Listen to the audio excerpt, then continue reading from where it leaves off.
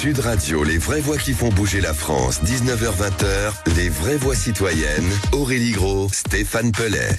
On les a quittés en 2023, très en forme. On les retrouve au taquet avec nous, Aurélie Gros et Stéphane Pellet. Bonsoir, comment ça va ? Extrêmement bien, mais je commence à peine à parler avant Aurélie, c'est pas bon ça.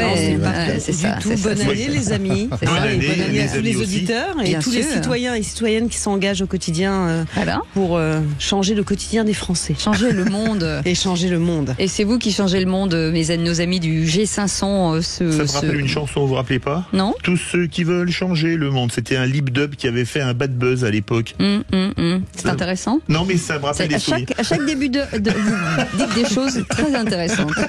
C'est passionnant, c'est fou. C'est-à-dire surtout, il raconte des choses qui ne sont jamais arrivées. Oui. Depuis qu'il est grand-père, je pense qu'il est. Vous voulez que je raconte une anecdote ? Elle est drôle ou pas ? Ouais, très drôle. Allez-y.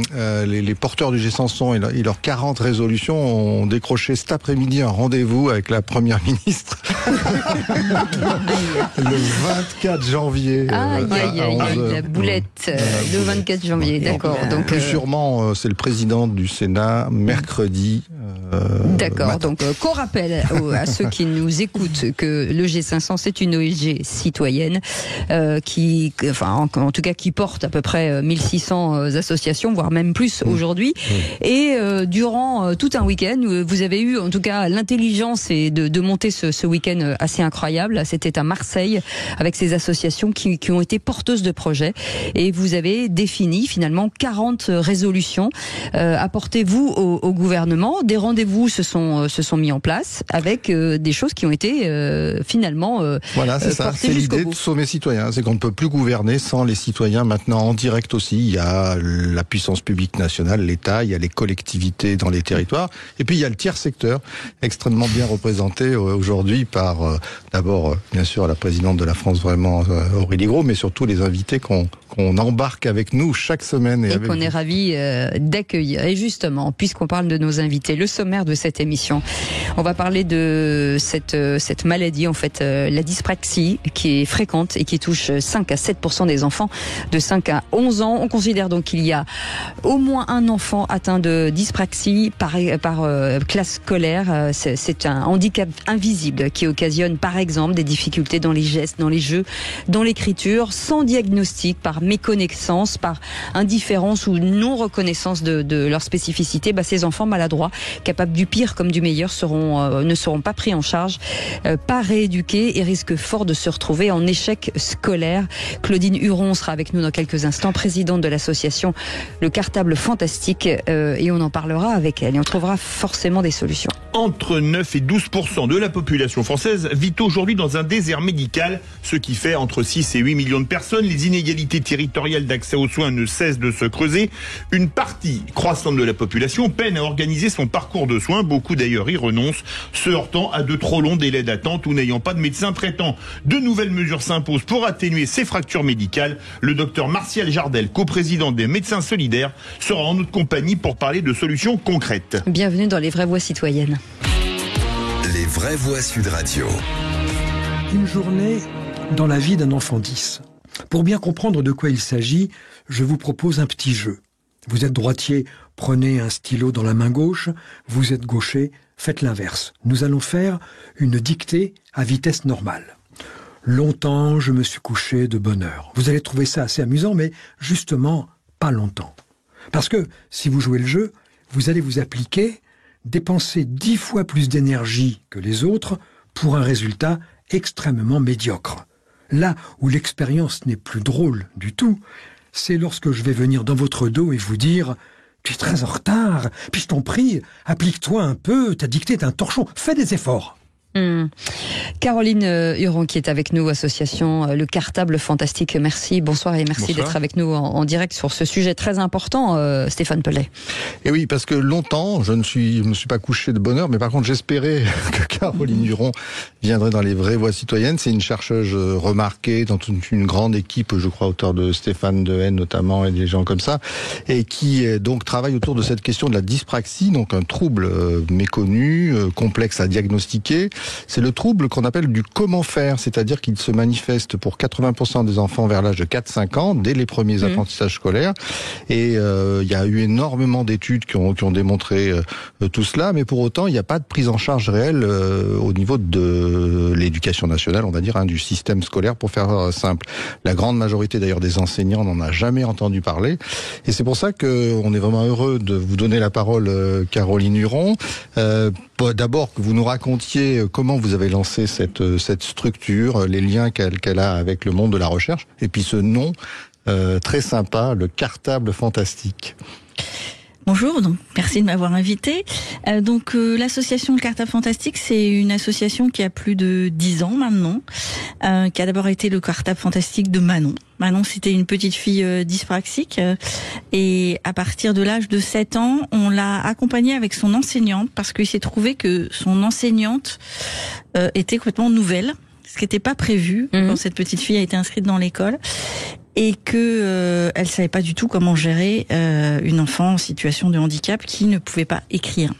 Et donc, en fait, on a fait une collaboration où elle me donnait la totalité de ses ressources, tout ce qu'elle allait faire la semaine d'avant, et moi, je les transformais en exercices numériques. Et donc, Manon faisait ses exercices sur l'ordinateur et elle faisait la même chose que ce que faisaient les autres élèves sur papier. Une question médicale, comme c'est votre métier. On parle souvent des dyslexiques, il y a les dyscalculiques, les dysorthographiques et là, les dyspraxiques. Oui. Est-ce que on peut avoir une seule des pathologies, ou deux, ou trois, ou quatre, est-ce qu'on connaît qu'est-ce qu'on connaît les causes de ces pathologies? Alors malheureusement, on peut en avoir plusieurs. C'est ce qui est assez embêtant. En particulier, on peut être dyspraxique, c'est-à-dire avoir un trouble du geste, et être en même temps dysphasique, c'est-à-dire avoir un trouble du langage. Et donc là, c'est vraiment embêtant, parce que ce qui sauve les enfants dyspraxiques, c'est qu'à l'oral, ils sont extrêmement pertinents. Mais si en plus votre langage est touché, là, ça devient vraiment compliqué. On peut être bien sûr dyspraxique et dyslexique, on peut être dyspraxique et avoir un trouble de l'attention, c'est même assez fréquemment associé. Donc oui, ça peut être associé. L'autre bout de la question, c'était ou est-ce qu'on connaît l'origine de la... Alors, on est sûr que c'est dans le cerveau. Oui, voilà. C'est assez cohérent, oui. Voilà, parce qu'on a vraiment des images qui montrent aussi bien anatomiquement que fonctionnellement, il y a des fonctionnements cérébraux différents dans tous ces troubles 10. Par contre, l'origine, on sait qu'il y a des éléments familiaux, parce qu'il y a des familles où il y en a plusieurs, mais on n'a pas identifié de gène particulier. Et pour le reste, on ne sait pas. Vous évoquiez cette petite Manon et le fait de ne pas écrire avec un stylo et par la main, et d'écrire sur un ordinateur. En fait, pourquoi? Comment l'expliquer? C'est-à-dire que c'est plus facile forcément sur les touches, et c'est quoi? C'est la précision qui est compliquée? Alors c'est tous les gestes qui sont compliqués. Faut bien savoir que c'est pas seulement l'écriture. C'est le grand drame des enfants dyspraxiques, c'est que ça s'arrête pas. Au contraire de la dyslexie, quand on sort de l'école, malheureusement, ça continue. Donc c'est l'écriture, en fait, manuscrite, c'est un geste qui est extrêmement complexe. Il faut faire varier l'angle du crayon assez finement. C'est très précis. Il faut aussi gérer la pression d'un crayon. Et ça, quand on a un trouble de la coordination, c'est vraiment difficile. Et en plus, il faut coordonner aussi un peu les yeux. Surtout au début, il faut coordonner la main et les yeux. Et tout ça, c'est trop compliqué. Alors que sur un ordinateur, le mouvement, il est... Et puis si vous tapez trop fort sur la touche, c'est pas très grave, ça trouve pas la feuille. Alors, vous proposez des outils d'inclusion scolaire pour les enfants dyspraxiques? Tout à fait. Alors on les propose. Donc nous, notre modalité de travail, c'est de partir des besoins de l'enfant dyspraxique dans l'école française telle qu'elle est aujourd'hui, avec toutes ses limites, mais telle qu'elle est. Et donc on croise les regards de chercheurs en sciences cognitives, d'enseignants, et puis de l'enfant lui-même, pour aboutir à des outils. Parce qu'il faut peut-être quand même que vous nous disiez, Caroline Duron, combien de gens sont concernés, mais d'une manière générale par les 10, parce que je pense qu'on peut le rappeler à tous nos auditeurs ce soir, la grande difficulté pendant très longtemps, et c'est encore le cas un peu, c'est que les 10 n'étaient pas reconnus comme des handicaps, et donc on passait à côté de toutes les aides, il fallait que les parents se débrouillent. Donc c'est quoi les grands chiffres? C'est 7 à 10% d'enfants 10 en France, donc c'est beaucoup. Donc à un moment où on se pose la question du niveau scolaire, on se dit qu'il faut faut vraiment essayer de repérer ces enfants pour mettre en place les remédiations adéquates, en fait. Allez, vous restez avec nous, Caroline Huron, et vous, Stéphane Pellet, bien entendu. Dans un instant, on reviendra sur cette question de dire comment, finalement, à l'école, les profs peuvent, d'une manière, ou en tout cas les institutrices et tuteurs, peuvent reconnaître ou déceler cette pathologie, en tout cas chez des enfants. On en parle dans un instant. Si vous voulez témoigner, bien sûr, 0826 300 300, vous êtes les bienvenus. On est ensemble avec Aurélie Gros et Stéphane Pellet jusqu'à 20h. À tout de suite.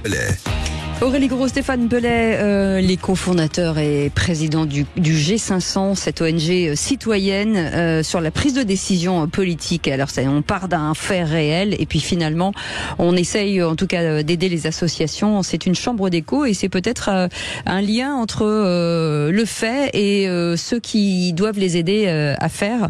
Et ça fonctionne. Et on parle de cette pathologie, la dyspraxie, qui est fréquente et qui touche aujourd'hui 5 à 7% des enfants de 5 à 11 ans. Absolument. Ça n'est pas une pathologie. C'est un trouble, c'est pas une pathologie. D'accord, excusez-moi.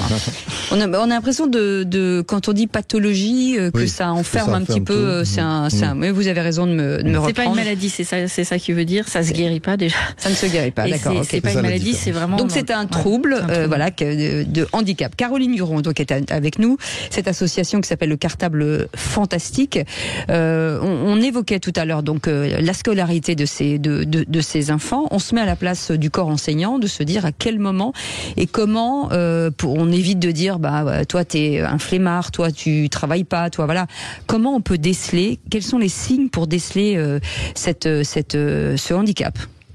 Alors c'est vrai que c'est pas très facile, mais il y a quand même cette difficulté dans les gestes qui est partout, c'est-à-dire ces enfants qui font tomber leurs trousses, qui font tomber tout ce qu'il y a dans leur casque, qui sont habillés pas très bien parce qu'ils n'arrivent pas à mettre le manteau, etc. Et puis qui ont une vraie difficulté dans l'écriture, c'est-à-dire dans le graphisme, dans le dessin des lettres, avec quelque chose qui est assez caractéristique et c'est ça qui les met en difficulté, c'est-à-dire qu'ils peuvent écrire.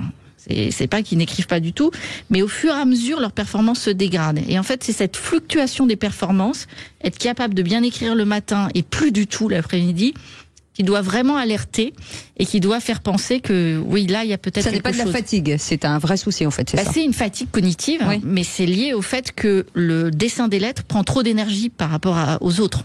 D'accord. Alors ce qui est passionnant, on l'a dit tout à l'heure, c'est que 7 à 10% des élèves, ça fait plus d'1 million d'élèves finalement touchés par un des fameux 10, dyspraxie, dyslexie, dyscalculie, dystorthographie, etc., etc. Et finalement, ils sont en difficulté, leurs parents sont en difficulté, mais les enseignants aussi sont en difficulté. Et ce qui est passionnant avec ce que fait le Cartable Fantastique que vous allez nous raconter, c'est que vous avez des outils, des ordinateurs, des façons de faire. C'est pour ça que d'ailleurs vous cherchez des financements pour proposer aux enseignants de les accompagner. Vous pouvez nous raconter ça ? Donc la cible du Cartable Fantastique, c'est effectivement d'aider les enseignants pour leur fournir des ressources pour que les enfants puissent travailler en classe sans en être empêchés par leur trouble de l'écriture. Et donc pour ça, on va être assez clair, c'est-à-dire que le but c'est pas de guérir et de normaliser les enfants dyspraxiques, c'est pas ça notre objectif. Notre objectif, c'est leur permettre d'apprendre malgré cette difficulté. Leur faciliter la vie, en fait. Exactement. Donc, on compense. On change pas l'enfant, on change l'environnement. Voilà. Et donc, une façon de changer l'environnement, c'est, on est quand même en 2023. Si on peut pas écrire à la main à l'école, finalement, dans l'avenir, dans la vie professionnelle, on n'écrit pas beaucoup à la main. On peut travailler sur ordinateur. Et donc, on va proposer des outils qui permettent à des enfants petits d'apprendre sur un ordinateur. Par exemple, on va mettre des plugins sur les traitements de texte qui permettent de poser des opérations en colonne ou de faire des circuits électriques ou de la chimie ou des choses comme ça. D'accord. C'est intéressant. Il y a même le projet Malin, c'est automatiser l'adaptation des manuels scolaires. Comment ça se passe? Alors le projet Malin, c'est un projet de recherche qui est entre le labo INSERM, le CNAM, qui est Centrale Supélec, et l'association. Et l'idée, c'est alors, vous savez qu'en France, les manuels scolaires ne sont pas accessibles aux enfants en situation de handicap, et que ce sont les associations qui gèrent ça. C'était quand même y compris pour les enfants, c'est dingue. Y compris pour les enfants avec handicap visuel, etc. Donc pour la dyspraxie, donc nous on est une des associations qui fait ça. Le problème, c'est que c'est très long. C'est-à-dire que pour adapter un manuel, moi, en m'y mettant à temps plein, je mets 1 mois. Mais quand je prends une salariée, ça prend 3 mois. Et il y a des centaines de manuels scolaires. Donc, je ne peux pas répondre à cette demande-là. D'où l'idée de construire un projet de recherche dans lequel on part du manuel, du PDF, tel que nous donnent les éditeurs, et puis on le transforme automatiquement pour que les enfants, au lieu d'écrire dans les exercices, par exemple en français, c'est recopie les phrases et entoure le verbe, nous ça va être dans ces phrases, clique sur le verbe. Voilà. Donc tout le monde fait la même chose, mais c'est adapté. Est-ce que l'évolution de l'enfant doit changer le mode aussi de fonctionnement avec cet enfant, ou est-ce que un ordinateur restera toujours un ordinateur, mais comment on travaille, c'est tous les combien en fait l'évolution, on se dit faut regarder tous les ans, c'est tous les 5 ans, c'est quoi? Alors, si ma question est claire. Oui, non, il y a effectivement tout à fait une évolution. Déjà, à 7 ans, on ne peut pas être sténodactylo, c'est clair. Alors qu'à l'université, on peut l'être. Oui. Mais à 7 ans, non. Donc, à 7 ans, on va mettre des outils tels que ceux que je vous ai racontés, comme les fantastiques exercices, où c'est une banque d'exercices, où tous les exercices, en fait, on peut presque les faire en clic. Voilà. Donc, ce qui est ludique en plus. Oui, sauf que c'est quand même de la grammaire, etc. Mais par exemple, on va devoir choisir entre on et ont, et on le fait en un clic plutôt que de taper et d'écrire. Voilà. Et c'est la même compétence. Et puis, au fur et à mesure, on va mettre de plus en plus de frappes au clavier parce que ils vont être capables de rentrer de la frappe au clavier. Donc, c'est vraiment en fonction de l'évolution de chaque enfant, parce que ça va dépendre des enfants. Qu'on va adapter effectivement les outils de compensation. Oui. Et comment on fait avec le bac, Philippe, avec les grandes épreuves et les grands sujets adaptés. Examens? Alors ça a été une des grandes questions et ça a été le premier axe du groupe du Conseil scientifique de l'éducation nationale handicap et inclusion dans lequel que je coordonne. Et on a proposé au ministre de l'époque, qui était Jean-Michel Blanquer, de travailler sur cette question-là. Je vous dirais pas qu'on a complètement réussi, mais l'idée c'était de faire que les aménagements lors des épreuves de bac soient obtenus plus facilement. C'est-à-dire que quand un enfant travaille sur un ordinateur, parfois depuis le CE1, il est hors de question d'imaginer qu'au moment de l'examen, il n'aura pas son ordinateur. Oui. Voilà. Mais pour ça, il faut qu'il y ait des sujets qui soient utilisables sur un ordinateur, par exemple. Donc, on n'y est pas complètement, ça avance, mais voilà, il y a encore pas mal de travail à faire pour que les conditions d'examen soient équitables. Ce qui est fou, c'est qu'il y a quand même une double peine pour les enfants et pour les parents, puisque vous le disiez, les manuels scolaires sont pris en charge par les parents et pas par l'État, alors qu'on dépense quand même 160 milliards, je crois, pour l'éducation nationale, quand on compte tous les budgets entre les régions, l'État, etc. Passons. Mais les domaines, il y a des domaines comme par exemple l'ergothérapeute, l'orthophoniste, qui sont pas tous pris en charge non plus. Alors l'orthophoniste est remboursé, pris en charge, mais pas l'ergothérapeute. Mais le problème, c'est que les enfants dyspraxiques n'ont pas besoin d'orthophoniste parce qu'ils n'ont pas de trouble du langage. Donc voilà. Et par contre, effectivement, les ergothérapeutes et les psychomotriciens qui sont chers à la base et qui sont chers ne sont pas pris en charge. Quand même, à la faveur du gouvernement précédent, il a été mis en place ce qu'on appelle des PCO, c'est-à-dire des plateformes avec un forfait pour d'un an, je crois, pour la psychomotricité, pour l'ergothérapie, etc. Sauf qu'elles sont complètement submergées. Il y en a une par département, donc on voit bien que c'est pas complètement en place. Mais il y a eu un essai de faire quelque chose pour les enfants entre 3 et 12 ans. Est-ce qu'il y a, quand on voit l'avenir, parce que l'important c'est l'avenir de ces enfants qui deviendront adultes, est-ce qu'il y a des métiers aujourd'hui, est-ce que on anticipe des métiers comme des métiers de codage ou des métiers qui sont très à la mode aujourd'hui? Est-ce que ça veut dire que ce sont des enfants qui pourront demain être des ténors, par exemple, de l'informatique sur des grands sujets? On le souhaite. Alors, pourquoi pas alors, c'est sûr que l'informatique, c'est une option assez intelligente pour des enfants dyspraxiques. L'orientation, c'est une vraie question et c'est une question importante que les gens oublient parce que souvent, quand ils arrivent au travers des études, au travers d'une scolarité, les parents y compris pensent que ça y est, ils s'en sont sortis. Et du coup, il y a des orientations totalement farfelues. J'ai eu un bûcheron, j'ai eu un orienté en dessin, vous voyez, et effectivement, ça a posé problème. Donc, il faut aussi penser à leurs difficultés lors de l'orientation, c'est vraiment important. Et c'est vrai que l'informatique, c'est une option. Mais ils vont pas être tous informaticiens, ils peuvent faire plein de métiers différents, si tant est qu'on a en tête les limites, enfin les choses qu'ils peuvent pas faire. Est-ce que c'est compensable ou pas? Et si c'est pas compensable, il faut quand même éviter le métier, quoi. Ouais, c'est vrai que l'orientation, ça a toujours été un problème. Oui, c'est vrai. Le cartable fantastique, il faut pas oublier qu'il faut les financer. Absolument. Un mot avant.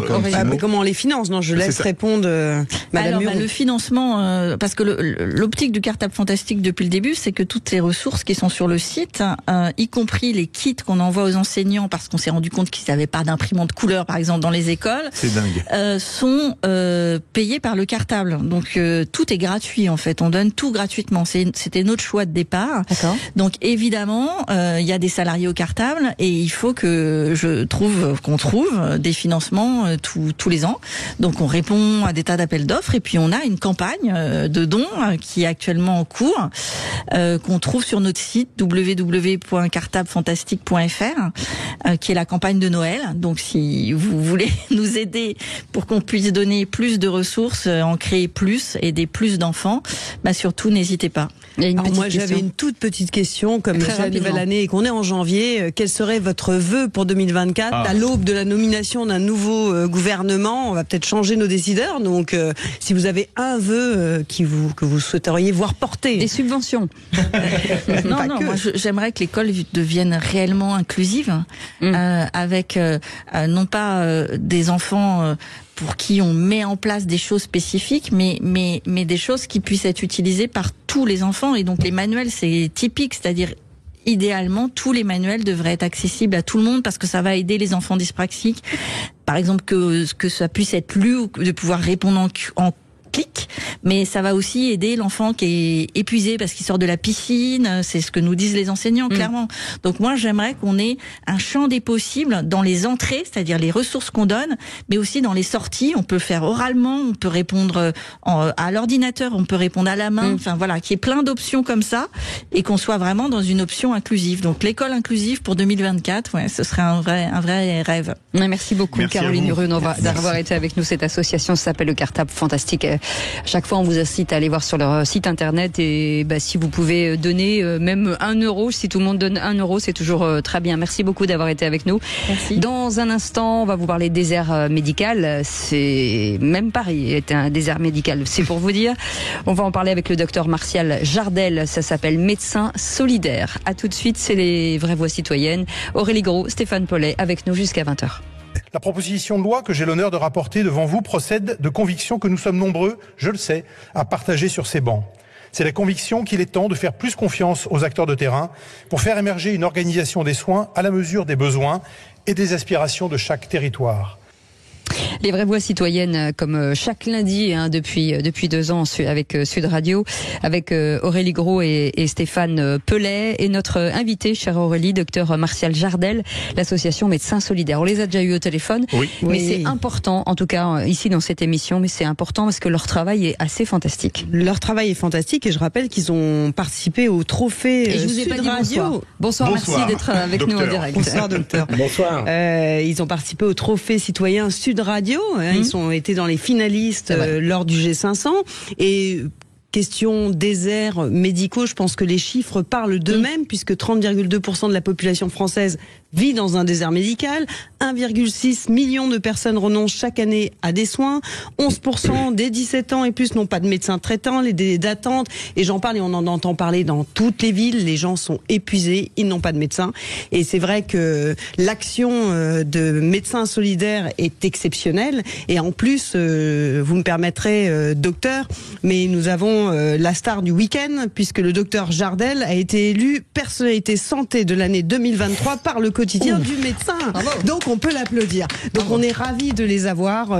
Leur action est exceptionnelle et si vous pouvez, docteur, nous rappeler un petit peu la genèse de cette action, qu'est-ce que c'est pour nos auditeurs? Je pense que c'est important de montrer qu'il y a des médecins qui se bougent, en tout cas pour les citoyens et citoyennes. Merci beaucoup pour cette introduction qui est tout à fait gentille. Nous, l'idée, c'est vraiment de se dire, puisqu'on peut pas demander beaucoup à peu de médecins, ça fait 10 ans que ça marche pas, qu'on essaye de faire rentrer un rond dans un carré et qu'on a beau appuyer de toutes nos forces, on voit pas de résolution possible, on voit pas de perspective. On peut faire rentrer un rond dans un carré si le rond est plus petit que le carré, théoriquement. Ouais. Mais là, ça ne marche pas. Il faut être trop gourmand. Mais du coup, on se dit, puisqu'on peut pas demander beaucoup à peu, on peut essayer de demander peu, mais à beaucoup. Et donc, on propose à des médecins qui viennent de tout le territoire, qui sont dans tous les départements, qui sont dans tous les profils, qui soient remplaçants, installés, retraités. On leur dit, venez une semaine exercer dans un des centres médicaux que l'on crée dans des territoires isolés qui sont en grande souffrance. Vraiment des situations qu'on identifie comme étant dramatiques. Alors, il y en a beaucoup, et on est loin de pouvoir toutes les adresser, pour l'instant en tout cas. Mais du coup, on est aujourd'hui 350 médecins qui nous ont rejoints dans notre collectif. Donc, on commence à avoir une relative force de frappe. On a ouvert déjà 2 centres en Creuse, on en ouvre un 3e dans le Cher, qu'on ouvre au mois de février. Et on n'a pas l'intention de s'arrêter là. Pour vous donner une idée, dans le Cher, c'est dans une commune qui s'appelle Charenton-du-Cher. C'est une commune qui fait 1200 habitants. Il y avait, à la réunion publique que nous avons organisée pour expliquer, il y avait 400 personnes. Le tiers de la population. Quand vous mobilisez 400 personnes dans un territoire rural de cette taille-là, soit c'est qu'il y a une superstar, soit c'est que le problème est très grave. Cécile de Bénibus. Évidemment. Bien sûr, ça se saurait. Est-ce que ce sont que des médecins généralistes ou alors ce sont aussi des spécialités?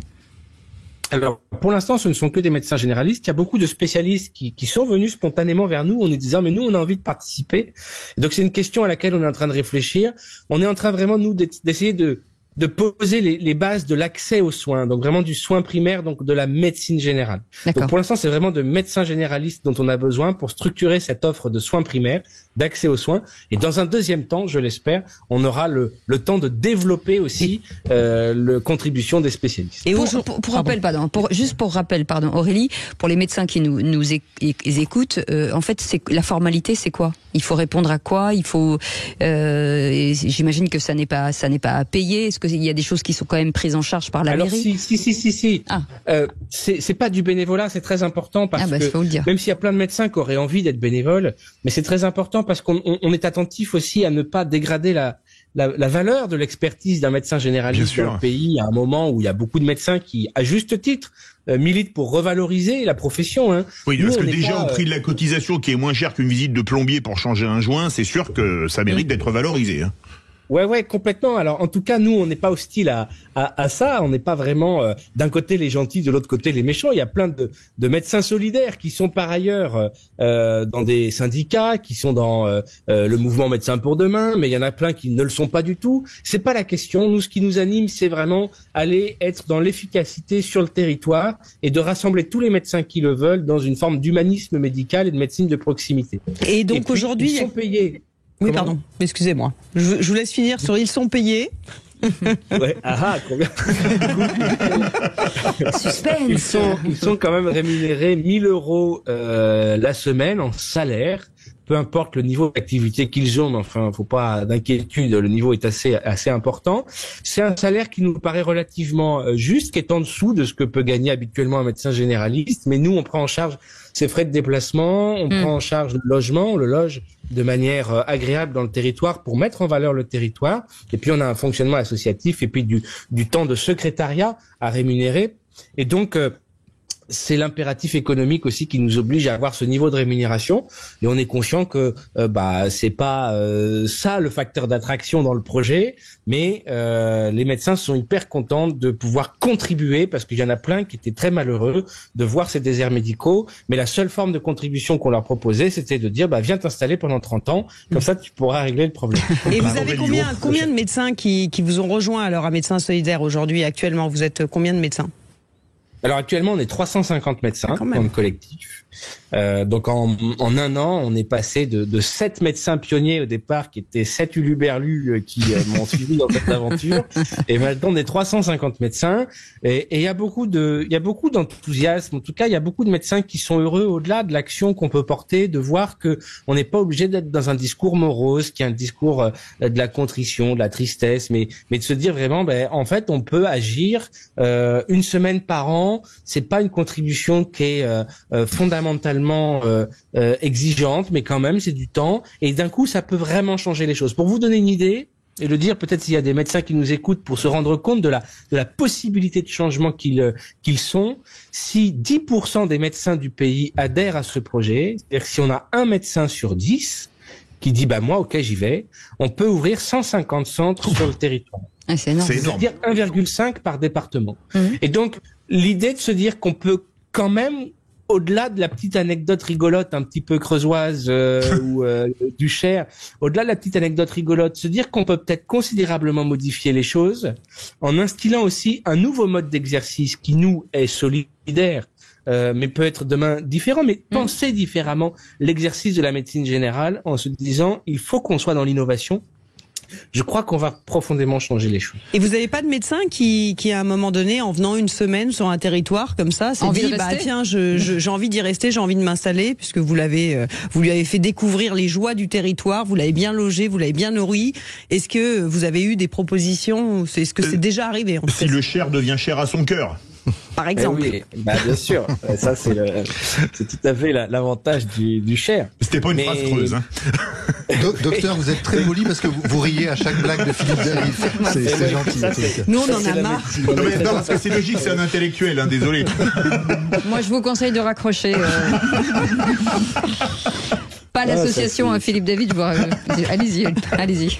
C'est une déformation professionnelle, vous savez, on rit aux blagues de nos patients. Oh la vanne! Vous avez envoyé alors, Philippe le Cher. C'est la bienveillance du médecin, allez-y. On a hâte de pouvoir le démontrer, mais ce que vous dites, c'est très important. C'est la deuxième brique du projet. La première brique, c'est d'apporter de l'accès aux soins. La deuxième brique, c'est de créer un flux de médecins qui vont découvrir des territoires qui ont besoin d'être découverts justement par des médecins. C'est-à-dire que voilà une commune qui n'avait plus de médecins depuis 2 ans et qui, en l'espace d'1 an, va avoir 50 médecins qui non seulement vont la traverser, mais en plus vont y exercer la médecine pendant une semaine. On multiplie donc la probabilité qu'il y ait un médecin qui tombe amoureux de ce village par 50. À la louche. Oui. Et donc, on ne sait pas ce que ça peut produire, mais forcément des choses positives. Pour l'instant, on n'en a pas fait la démonstration. Mais je suis assez certain que d'ici 3 ans, si on se reparle, on aura fait la preuve que créer ce flux dans les territoires peut avoir ce bénéfice. Alors moi je fais un calcul simple, mais vous allez peut-être nous en parler tout à l'heure après la pub, comme on dit, mais 350 médecins, ça fait potentiellement, comme on dit de nos jours, 7 centres. Vous en êtes à 3. C'est quoi les 4 projets qui arrivent? Alors c'est une très bonne question. Nous, on a plein de projets, on a plein de projets dans les tuyaux. On est sollicité par beaucoup de communes qui ont évidemment envie de trouver une solution parce qu'ils sont complètement désemparés.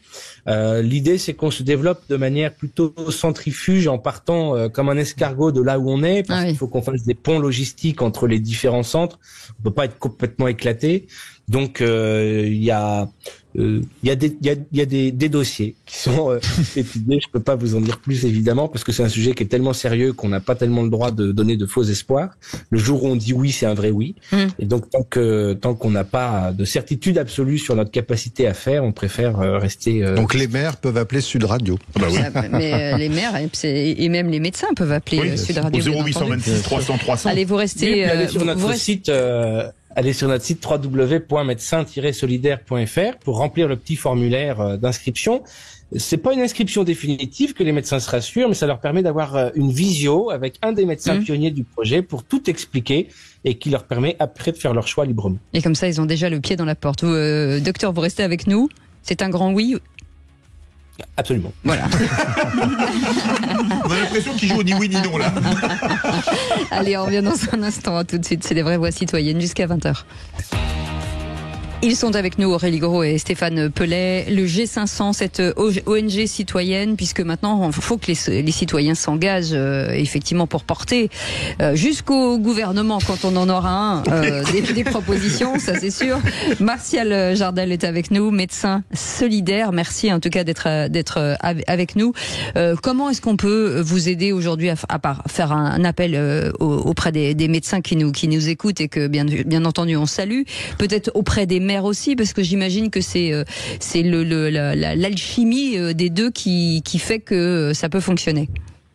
Oui, alors bien sûr, surtout aux médecins, parce que les maires, vous vous en doutez, ils nous contactent déjà beaucoup et on étudie tous les dossiers. C'est pas la ressource la plus difficile à trouver dans ce projet. Nous, notre objectif, c'est vraiment de réussir à créer un vrai mouvement de médecins. Je suis convaincu qu'il serait tout à fait normal qu'il y ait dans ce pays un mouvement qui compte 5000 médecins qui ont envie de s'engager.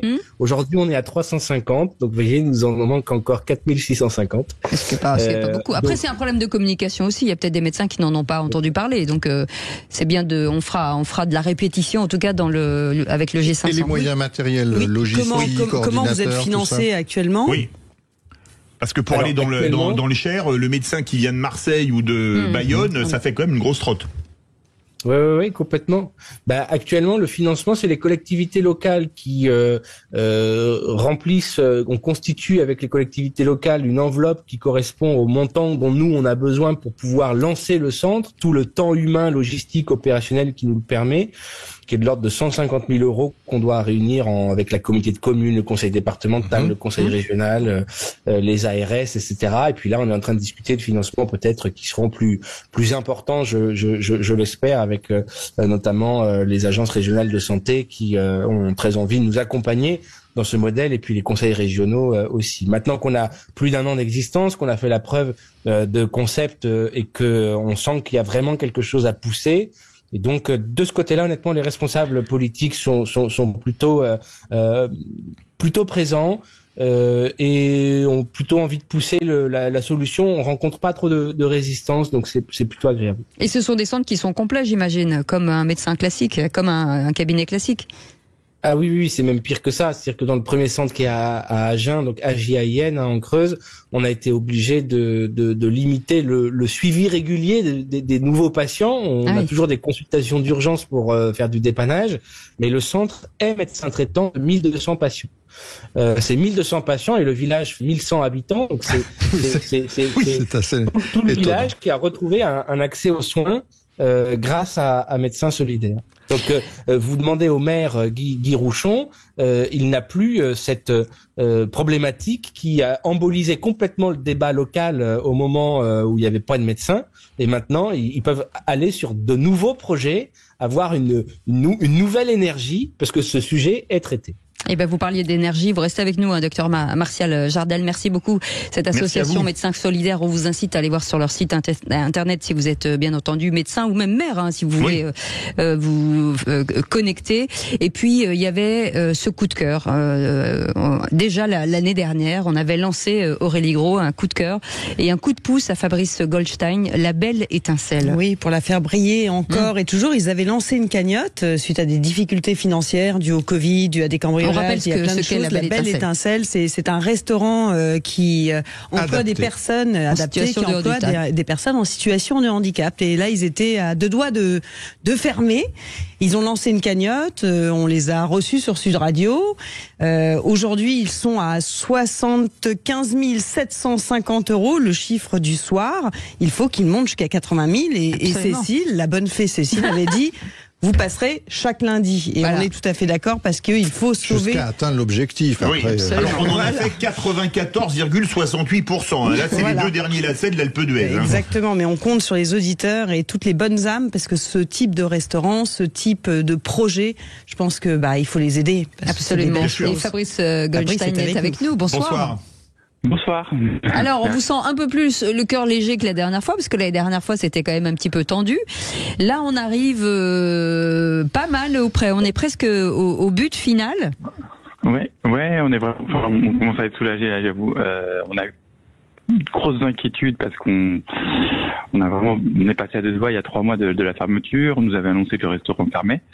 Aujourd'hui, on arrive à rembourser les dettes, ce qui est génial, c'est qu'on a pu rembourser les fournisseurs qui nous avaient envoyé pour certains des huissiers, donc ça nous soulage. Ah, sympa. Et ouais, c'était bonne compliqué. Ambiance. Ça a été dur, franchement. Moi, ce que je vous disais la dernière fois, on dormait pas trop bien. On dort mieux là, parce que déjà on s'est assuré que le restaurant fermait pas pour les mois qui arrivent.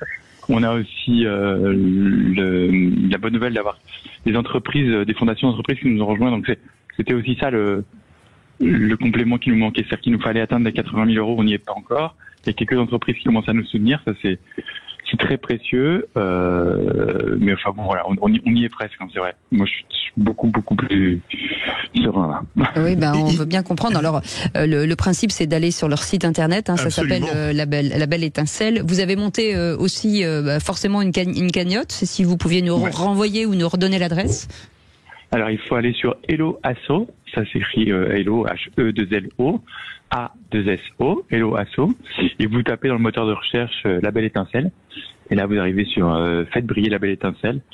Et du coup, il y a la cagnotte. Et donc, comme je disais la dernière fois, quand vous avez eu la gentillesse de me recevoir, en plus, c'est un don qui peut être défiscalisé en partie. Et voilà. Donc, il manque que 4 250 euros. Alors, on va y arriver d'ici lundi prochain. Tout ce qu'on peut trouver en plus, ça nous aide parce que, en gros, le principe de ce restaurant, qui est encore une fois un endroit très spécial et génial, c'est le principe de ce restaurant, c'est aussi que on sera jamais complètement rentable, il faut le savoir. On aura toujours un peu besoin de soutien. Ouais. Voilà. Donc, tout ce qui est un peu, tout ce qui nous donne de l'avance, c'est bien. Je suis désolé pour les sirènes derrière. Voilà, c'est parce qu'on vous livre un coffre-fort avec de l'argent dedans. C'est vrai que ceci dit, dans les choses qu'on a pu faire depuis la dernière fois aussi, c'est qu'on a fait installer un système d'alarme au restaurant parce qu'on avait été victime de plusieurs cambriolages. Oui, c'est dingue. Ouais. Cambrioler un restaurant qui donne du travail, il y a plus de valeur quand même parfois. Je sais pas, moi ça me rend fou. En tous les cas, j'en profite pour remercier tous les gens qui de Sud Radio, en tout cas de la France entière, qui ont soutenu ce restaurant parce que c'est très émouvant pour nous et c'est très important en tout cas qu'on puisse être cette chambre d'écho et d'aider ces associations, ce que vous faites parfaitement bien, Stéphane Pellet et Aurélie Gros. C'est ça. En fait, c'est Aurélie Gros et Stéphane Pellet. Mais voilà. Qu'est-ce que j'ai dit? Stéphane Pellet, Aurélie Gros. D'accord. Oh là là, ça va pas. Alors, on démarre en tous les cas l'année 2024 super bien. On est d'accord. Le cartable fantastique, le médecin fantastique, et puis le restaurant fantastique. Tout le monde est fantastique. Ouais, c'est une belle étincelle. En tout cas, remercie encore. C'est une association fantastique. On peut peut-être reprendre à la place du gouvernement. C'est peut-être. On a le médecin, ministre de la Santé. On a tout là. Madame Muron, qui est ministre de la Recherche. Martial Jardel à la Santé. L'éducation nationale. L'éducation nationale, elle veut bien. On peut y aller, Cécile. Et Premier ministre, faut qu'on se parle, Aurélie. Non, mais moi, je serai présidente. Oh là, malheureusement. Là, vous constatez ce que c'est que la tambouille politique. Beaucoup, Caroline Huron, d'avoir été avec nous. Cette association, je vous rappelle, le cartable fantastique, c'est pareil. Allez voir sur leur site internet. Bien entendu, merci beaucoup, docteur Martial Jardel, association Médecins Solidaires, qu'on aime aussi beaucoup. Et merci beaucoup, Fabrice Goldstein, d'avoir été avec nous, La Belle Étincelle. On suit cette cagnotte et tant qu'on n'a pas passé les 80 000 euros, vous reviendrez la semaine prochaine. Ne faites pas exprès, parce que ne nous cachez pas de l'argent pour vous dire toutes les semaines. On vous souhaite en tout cas une très belle année, un très bon début d'année. Merci beaucoup, Stéphane Pellet. Merci à vous. Merci Aurélie Gros. Merci à notre équipe formidable pour cette première émission et on se retrouve demain à 17h. Demain à 17h, Cécile, tout de suite Sud Radio à votre service et ensuite les essentiels de Sud Radio à 20h02. Passez une belle soirée, bonne année à tous. Salut.